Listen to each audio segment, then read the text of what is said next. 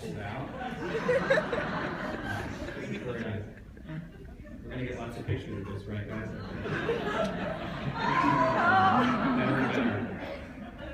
So you never know where greatness lies is one of the themes that I pulled out of this. Another one of the themes that I pulled out is perhaps that even jerks can be heroes, because there's a certain amount of us are going to prove that without a doubt. No, but seriously, I mean, these are not uncomplicated characters, and there's certainly something jerky about the way. Did you say geeky rather than jerky? Yeah. No, I'm actually talking about someone who's hard to be around. Jerky is like crazy. But but to write characters, I mean, these are real people, so they obviously probably were a little, they were geeky for sure, but maybe not, it's easier maybe to tell a heroic story about people who are purely heroic, right? I mean, that's what we Americans like to think of our characters that way. But yeah, no, I mean, these are real people. I think that was always,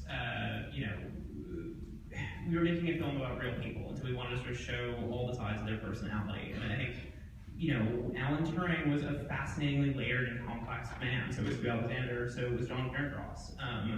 These were people who were very complicated, who were sort of put in incredibly difficult situations and respond to it the way anyone might. I mean, I think one of the things we talked about was that, one of the things we talked about a lot was sort of apocalyptic mood in Britain in 39-40. And I think it's very easy to remember sort of now, good guys won the war, and that's great, but in 39-40, I mean, it really felt like the world was ending. I mean, these were very young people. They were all in their 20s. Alan Turing was 27. John Clark was 24. Peter Hilton was 18. I mean, they were tremendously young when they got to Bletchley Park, and it's sort of like the fate of the entire free world was resting on their very young sort of academic shoulders. And you'd be a jerk too under those conditions. It's the tremendous pressure of it is something we all felt like we wanted to convey. Well, we talked also, when I was introducing the film, about how this was a first, so we talked about how young they were, but I mean, this was your first featured screenplay. This was the director's first English language film. So you guys also were kind of going at it in a fresh way. Maybe you could talk a little bit about the challenge of taking on such a obviously important story and doing it on a platform this big. Sure, I mean, it's a tremendous responsibility. I think we all felt that. I mean, Alan Turing was sort of maligned by history. He was kind of whitewashed out of the official narrative of the Second World War, out of the narrative of computer science, because he was a gay man who had been so cruelly punished by his government and then kind of like written off in a lot of accounts of what happened. And so our greatest hope with this film, I think all of our hope was that this film could be a sort of a corrective and hopefully sort of restore Alan's place to the center of World War II, of the history of computer science, because he deserved it. And so this is a film about celebrating his legacy, about bringing his legacy to a new audience, about the most exciting moments that I have, I think we all have after screening sometimes, people will come up and will say, oh my God, I'd never heard of that Turing before. Oh my God, I didn't know any of that happened. And that's why we're here, because he was such a tremendous man who a lot of people don't know about. And so when you approach a film like that, there's this huge responsibility, right? Like, you want to do justice to him. You want to, in some small way, use this film to correct the tremendous injustice that the British government did to him. And so we have this responsibility to get it right, to tell the story fairly and accurately. So guys, I'll turn it over to you, working on this project. I mean, yours was less of a jerk, but he was kind of a two-timer, right? He was a double agent. John Cairncross certainly believed that his way of contributing to the war effort and to end the war quicker was to share information with the Soviets, but he genuinely thought that he was doing this in his mind for the right reasons. And in the movie, obviously, this movie is about secrets and the power of secrets, and both John Cairncross and Alan Turing had their own secrets that then they shared, and it was the power that they had over each other. And there's a lovely scene at the end of the movie when Mark Strong's character turns and Stuart Mingus says, burn it down, get rid of it all. With any luck, any of you will ever have to see each other again. And there's a look between Benedict and me, because almost the power of that secret's gone. And that's what I loved about this character. He was incredibly complex, but he genuinely was trying to help the war effort in his own way, in the same way that Hugh Alexander was. Which is quite true. And no, but I mean, ultimately, the funny thing is that I think Stuart Mingus, who's played by Mark Strong, who's obviously in every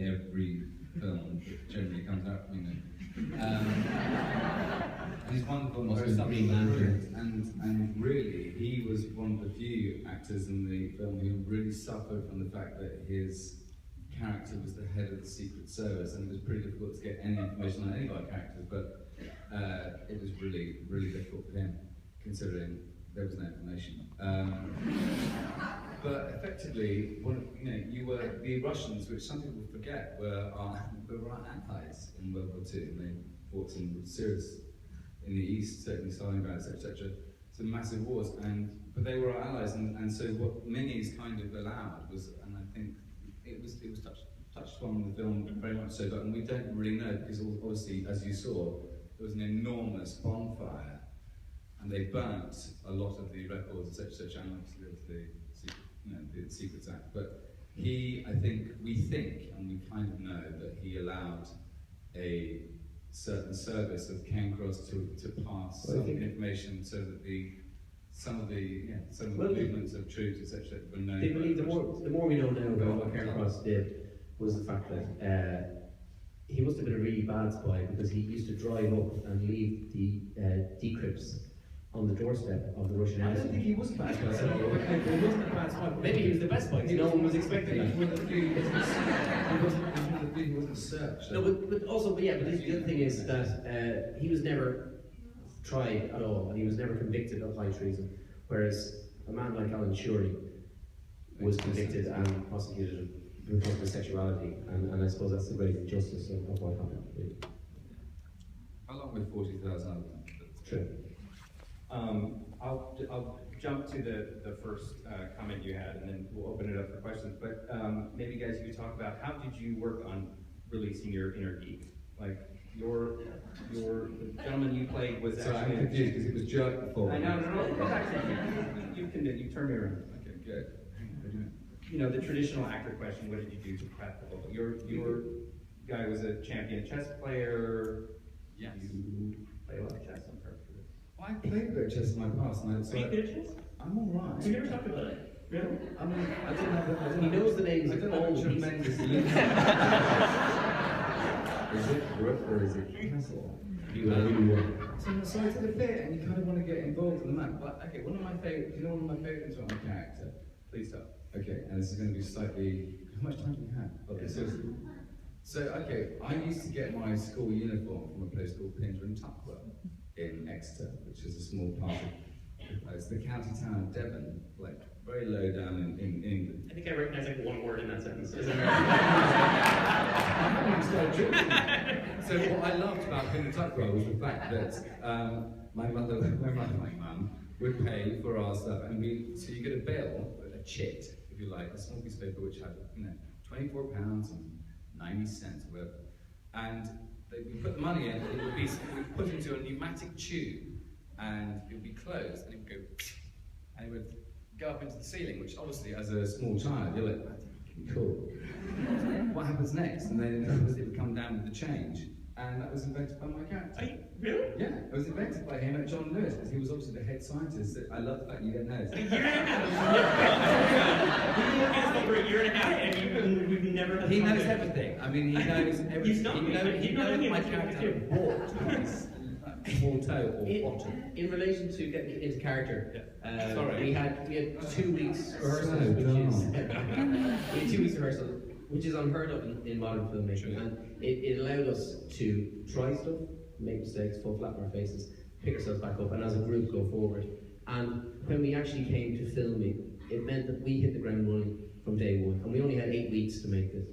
And it meant that we had basically a backpack of information and security in each other as well. And especially for Benedict, I think it mattered a lot because he knew that we'd done it all. He already had the character so firmly in his grip that when he went out and started. Well, you can dance around it, but effectively, it's just. I mean, as you've already said, you can make a film about many of the secondary and tertiary characters, Yeah. and the rest of the people who are fletchley. But effectively, as we all know, this is a film about. Sure. So yeah, just I didn't remind about I was giving it some dramatic pause. And Ben's been a friend of ours for a long time, certainly for me, and like I think you'd agree, it's a towering performance and a very complicated one because we're very used to, as a modern audience, knowing how somebody speaks, because we have a recording of something, or we have this, that, and the other, and there wasn't much there. It's very difficult to commit, I think, to things. And also, I think, I'm not being a dick, but seriously, it's very difficult for you. And I got quite angry and heated earlier on because I've been dealing with, we've been fielding questions which have been very intelligent by some, and some have come from Fox News. So you get, no, it's true, seriously. So you get these kind of things like, well, why wasn't there a fucking sex scene between these guys? And you go, well, you're trying, this is a man who basically brought a cessation to the end of World War II with his team, etc., saving possibly as much as 14 million lives. So effectively, we're going to be damned if we do and damned if we don't. And one of the things that I think, which I don't think I've ever said to you, is sensational and sensitive about your script is the fact that there must have been something dangling in front of you, so to speak, that was like, do I dare to try, because this is a man who no one knows about and has so much disservice by my own government, which is fucking embarrassing. And frankly, no, it's not funny, actually, but I love you, sorry. But it's not funny, but like, we're meant to go, oh, it's great, isn't it great that our Queen has pardoned this man? It's like, yeah, what, 70 years or whatever? You know, it's an appellation, and maybe even in my own sense, I should stand there and say, you know, we shouldn't look back and be angry about it and just go, it should never happen again. And one of the things that I love about this video, always have, is the fact that it didn't. It said, look, many of the people at I'm banging on, but I'm going to make it as quick as I can. Many people at Bletchley didn't know about his sexuality, and he described it himself as being a sexual desert, which I believe is true. I know it's true. And therefore, I think the film mirrors that, and I think that sexuality has a massive importance to everybody, but it doesn't, you know, I think what we have shown is that there's sensuality and subtlety in storytelling, and it doesn't define the film. I think you did a fucking brilliant job, man.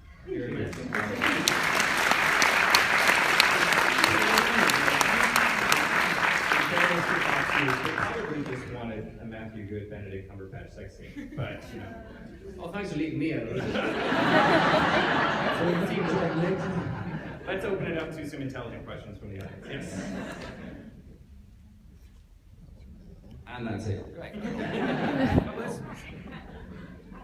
I saw that Fox News thing this morning. Was Keira Knightley's, was that a real character? Was that based on a real person, her character? And were there any fictional characters that were made up for the film? Some of the characters are sort of amalgamations of a few different people who were there, but all of the names are real and all the characters are essentially real. The only made-up name in the film is the name of the detective in the 1950s who is investigating him. That was a real person, but I did not use his real name because he did not pass away terribly long ago, and he has a family, and I didn't think that was appropriate. And whose name did you give him? I gave the name of my old roommate. He thinks it's hysterical. But everyone else is real. Those are all. So there have been bits of amalgamation in a few characters, but essentially, and the Jones story is great. I mean, she's an amazing character. She was this woman who double first at Cambridge, couldn't become a professor, because women couldn't be professors at Cambridge at that time, and it wasn't until the war broke out that she really had. It's almost sort of this great irony, right? That like in the tragedy of the war, she had this opportunity to finally put her smarts to use, and was finally in an environment, thanks to Allen Turing, that she was able to be the person she always could have been, but had been held back by the kind of institutionalized sexism of Britain at the time. And I always sort of love that story of her. And yeah, she's a fascinating person. And the world, actually. I think not just Britain. Sure. a great story that you can also quickly tell about Joan Clark is she was really wanted to see women get paid in the same way that men did, and she really fought for that. And one way that they tried within Bletchley Park to do that was if they made her a linguist, they could up her pay. So they made her a linguist, but she had no languages. And on her card it said, position, linguist, languages, none. But she got extra money before it, so it's kind of interesting. No! Sorry, I'm so sorry. So yes, ma'am, right in the middle. Yes, you. Yeah, he has a mic, but you can project, that's great. I have two questions, so hopefully they haven't been asked. For Graham, is there any particular reason why you decided to make it go in and out of timeline rather than linear? And for Matthew and Allen, I kind of answered it, but did you have any opportunity to talk to any family or friends or former colleagues of your characters and learn more about like how they spoke, their stature, anything other than what you learned from books? Thank you. Thank you. Here, so I'll start. So, yes, the logic behind the 3 time period idea was that, I knew these were the 3 periods of Alan's life that I wanted to focus on in the film, but I didn't want to sort of present this kind of dusty, like, birth till death biopic. Like, I think sometimes biopics and historical films will feel to me sometimes like someone's kind of reading a Wikipedia page to you. And so it's always about like avoiding that feel. And so the idea was that Alan Turing was obsessed with codes, obsessed with puzzles. So what if the whole movie was a puzzle? What if we took these 3 time periods, cut them out of order, and present them to the audience as a puzzle? And so then the audience is trying to solve Alan Turing the way Alan Turing would be trying to solve a puzzle. And this would kind of put the audience in his mindset and give the audience the feel sort of being Alan Turing. I think one of the things we talked about a lot was that the whole film sort of experientially from Alan Turing's perspective. Every scene is sort of shot from Turing's perspective. The camera moves when Turing's body moves. The score is all Turing's emotions in every given scene. And so sort of from the script through every department, like that was the sort of, that's the perspective that you see the story. But yeah, sort of puzzle construction. And then you guys. In relation to character research, I did a lot in relation to books. John Cairncross has passed away since, as I think you Alexander as well. And so I tended, rather than to turn to relatives, I turned, especially given his history, and also because it wasn't, we're telling the story of Alan Turing here rather than any other character. So I turned mainly to text, and he wrote a biography. So I had that as a kind of foundation, and then there are so many other books that you can glean information from. But ultimately, there's a huge amount we couldn't find out about our characters because it doesn't exist as records. Working in Bletchley Park, people don't talk about that. Up to the point that there were a couple, and it come through word of mouth, that a married couple, eventually after 30 years of marriage, the husband turned and said, I have something to tell you. I worked at Bletchley Park during the Second World War, and she turned and said, so did I. So, that was a level of secrecy. There was a bond there that people don't want to talk about. So, you glean as much information as you can from books and everything else and historical records, and then you have to turn to Graham Moore's script, and obviously it's a fantastic piece of work. So, between the two, that's where you find the balance, I suppose.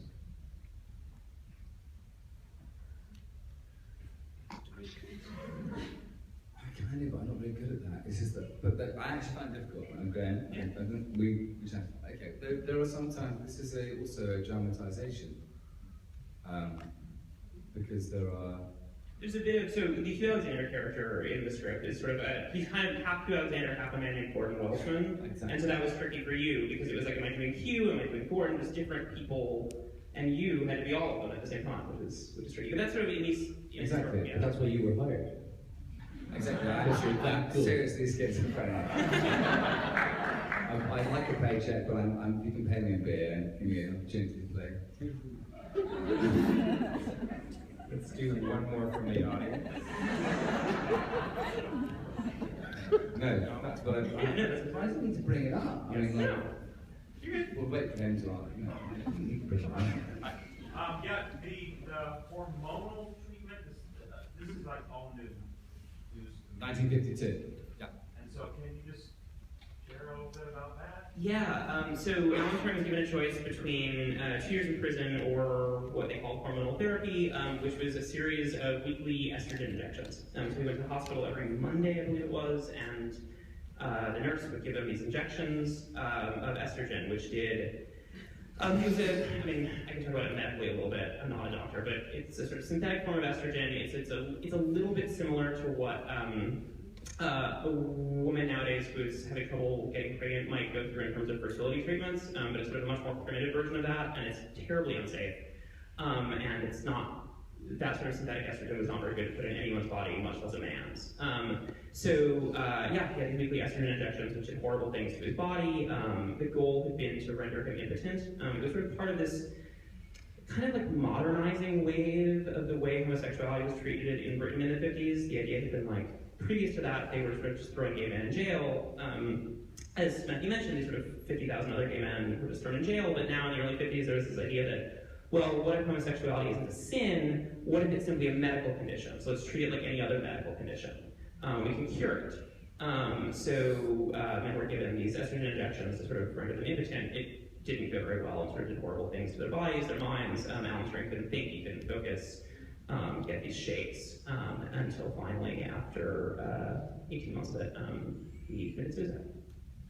Just in relation to the performance that Benedict gives, I think it's a lovely note, and I'll end here. But in the last scene, he, after he did his 2 years of treatment that he was prescribed, they said, we're going to put an implant in your leg, and it's going to self-medicate you with this. And he sat down with someone, and he said, I've done my 2 years, and they put this into my leg. And the line he said was, it's not quite cricket, is it? It's just not cricket. And he then took a knife to his own leg and tried to remove it. And if you watch in the last scene, just as he says goodbye to Christopher, Benedict puts in a limp to signify that. And I just think it just shows the level of detail that Benedict's gone to in relation to his performance.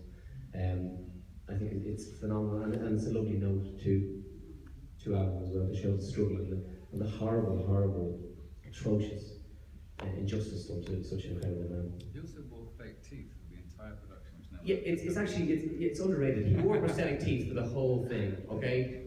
And it was a nightmare for him. But genuinely, he wore prosthetic teeth in this movie, and no one talks about it. Yeah, it was really, to get all that dialogue with fake teeth, it's great. So actually, that's the opportunity I wanted to end on. I mean, clearly what you all have done is an incredibly important service, not only to cinema, but to history and telling the story. But you guys are up here, it's your chance. You've said such nice things about Benedict, but if you want a dish, he's not here. That's a really good point. Suddenly all those people who were just about to leave are like, hang on a second. No, I mean, Now, he's genuinely such a lovely person, and he's one of the hardest working actors I've ever witnessed. I mean, it was tremendous. Like this, I mean, as Alan said, we shot this movie in 8 weeks. So you imagine, this is my first film I've ever done before. I was so exhausted. How fun is that, by the way? I mean, I was so exhausted. He's also a best-selling New York Times best-selling author. He's such an underachiever.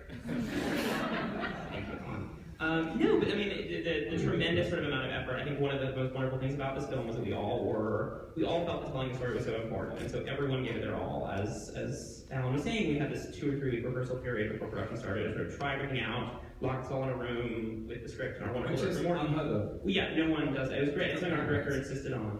No. I'll come. No, it was great. As we had this time, sort of all of us, the 3 of us, Kira, Benedict, Mark, Charles, Big Charlie Dan's gonna come in, and it was this great experience. We all got to sort of play, try around, and every idea. It was an open environment. Anyone had an idea, raise your hand, do it. Then we'll say no, but say it. Let's try it. Also, Benedict is now a Beatle. If you've been, we went to Toronto and we got in the car ahead of him, and it was like we were the warm-up act to a Beatle. The place went crazy. It's brilliant, and it's great to see a man get. Actually, no, it wasn't brilliant. They wouldn't allow us in. It's like we sat there for half an hour. Like, we're in the fucking film too. He's a good man, though. The thing is, what's great about him is he's incredibly smart. One of the reasons he's able to play, I suppose, a lot of isolated geniuses. And I think there may have been a few, no, it's true, but I think people may have been worried about, he's played Hawking, and he's done Sherlock, and he's done a variety of other ones. And I think day one, we were like, okay, I might have known him 15 years. I was like, fucking man, it's so good. And it was an immediate thing of like different rhythm, and you have the teeth, and you're like, and I genuinely, not to big our own selves up, and like, but as, because I'm sure there are people out here, not that this is like a, Screen Actors Guild thing, but I'm sure there may be actors out there or directors or whatever, and it's kind of like, there's an element of, we also knew of each other, and but hadn't necessarily worked together. And it was a real joy, and we were like, Charles Dance, for Christ's sake, and Mark Strong, who genuinely is in everything. And I like to feel that, and I spoke to Benedict about it a lot, and he's really confident, he's done everything on stage, and the stage is a weird thing, it's a very different kind of rehearsal, really. But he had to come out, and not bigging our own selves up, but you kind of have to immediately, because we were doing a lot of rehearsals for Hut 6 and Hut 8, and we kind of provided kind of period, how do I put this, amniotic membrane for him to just kind of like this burgeoning fetus gibbering. God, I wish I hadn't started down this line. But now you're here. And stop him exploding all over the place. That's great, and I'm really glad I brought that up. But that's what we do. It's very clear there's an embarrassment of riches on this picture. You all work together for each other. Let's give them a round of applause.